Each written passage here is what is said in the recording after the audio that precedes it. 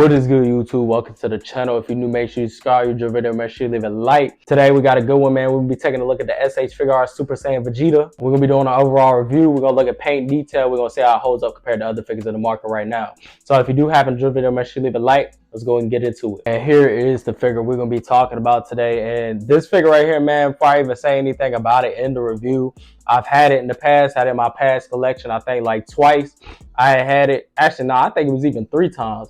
I had it 3 times with 3 separate collections that I had sold. This is probably one of the best Vegeta figures you can get on the market right now, especially for the Figuarts line. And then it's even crazier with it being at the price point that it usually is. Now this figure usually was sitting at that $35 price range, but as of recently it is sitting around $50, $51, and that is what I ended up paying for mine. I think it's like $51.89 or something like that. And as y'all know, I did speak on this in my Trunks video from the new Trunks that pretty much has the same paint scheme as this. Figures like this to come out at $35 and are this good, usually that's what's going to happen. It ends up skyrocketing. It's like even the Vegeta I just picked up at Walmart, the base form superhero one.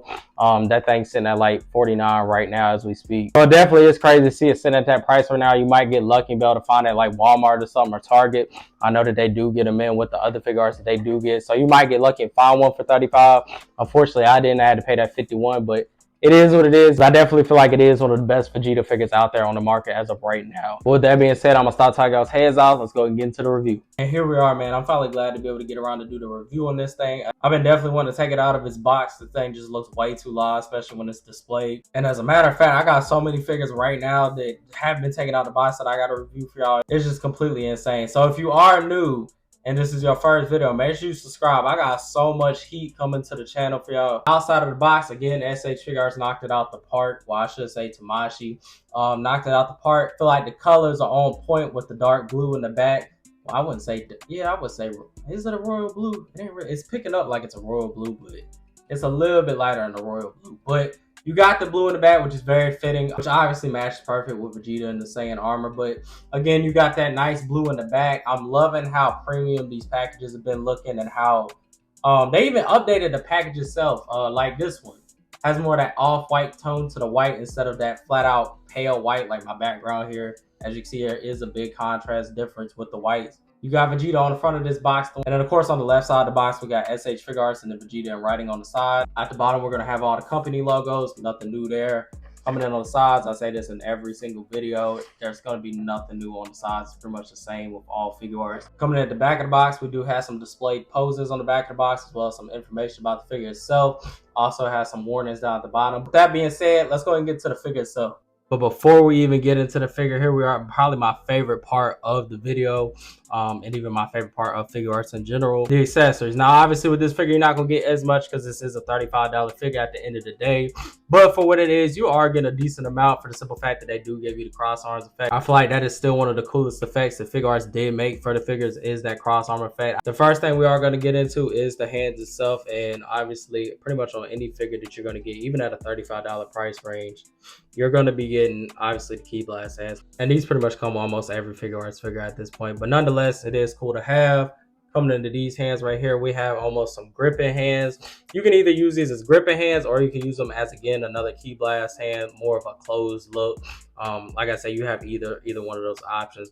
Coming to these hands over here, we do have pretty much, again, these are normal with every Figuarts at this point, even the $35 ones. You have the fighting pose hands. I'm trying to get a better look so my hand ain't covering them up.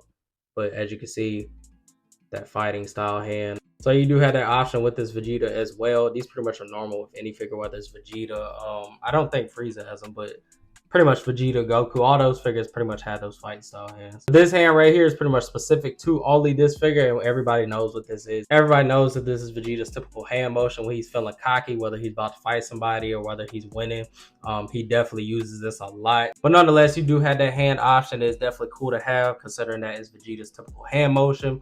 Coming in at the faces, we do have a yelling face right here. And as you can see, this thing is nicely done. If you take a look at the hair, you can see that shading all the way from that darker yellow up to that whiter type of yellow, which is anime accurate. I kind of wish they did, like I said on the Trunks, go a little bit lighter. But I mean, it's not a big deal. It definitely is close enough to the anime. But you take a look at these faces, bro. I'm trying to tell you right now, it gets no better than this. I can't even lie to you. Even the mouth printed the way it's printed has that deepness to it.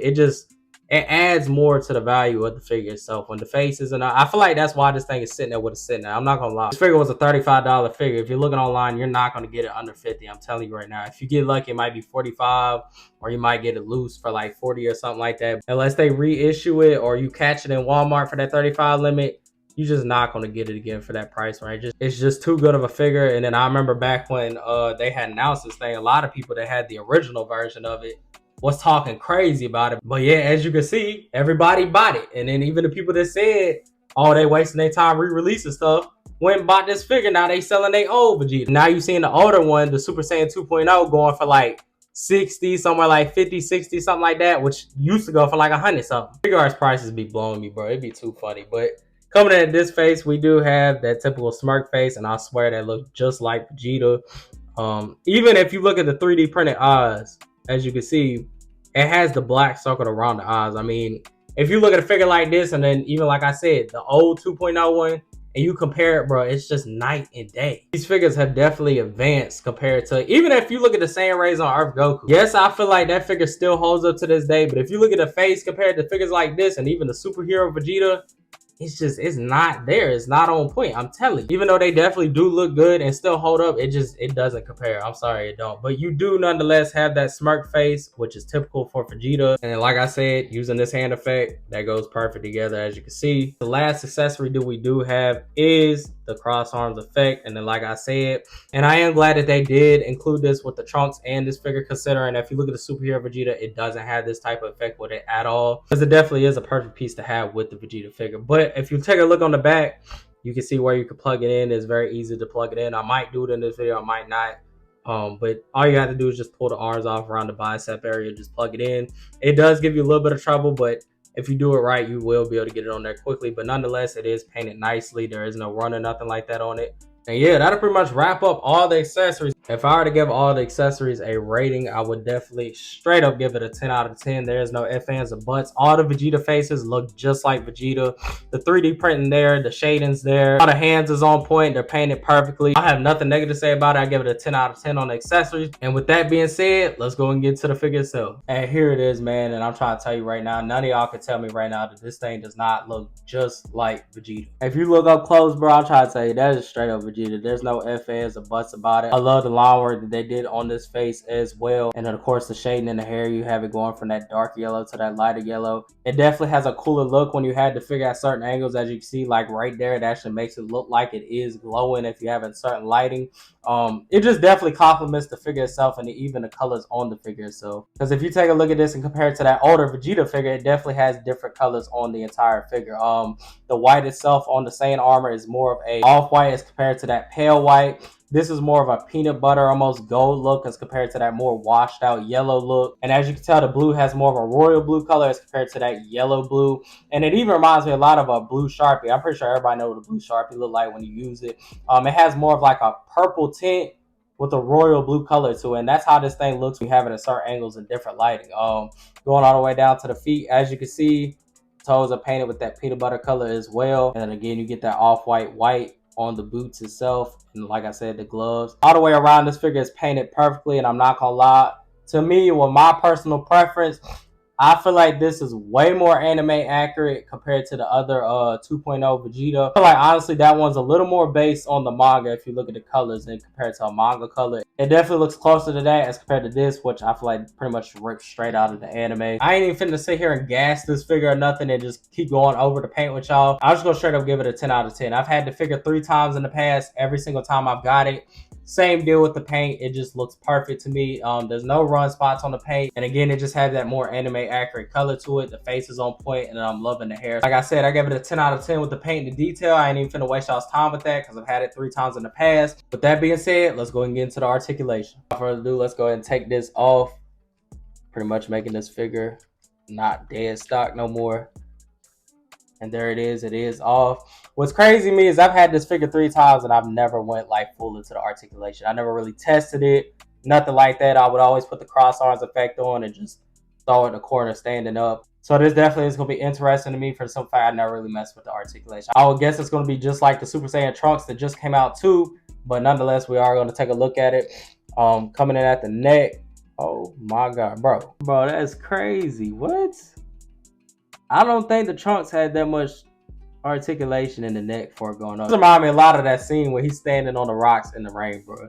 I ain't even finna lie. But as you can see, bro, crazy amount of range in the neck, which is crazy. I might have to go back and look at that Trunks video. I don't remember having this type of range in the head.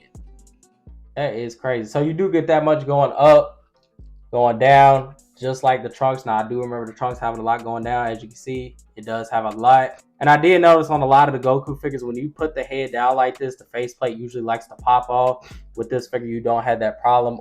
You do have pivot in the neck itself, and you do also have some movement in the actual neck itself. Can turn the head fully around in a 360 motion.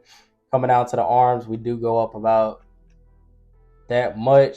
I don't remember, honestly, if I'm being 100% honest, I don't remember what that Trunks has, so I don't remember if it is the same or not. But you do go up about that much. You do have that bicep swivel all the way around. You have a double jointed elbow. You do have pivot in the wrist, but I'm not gonna lie, this one is super tight.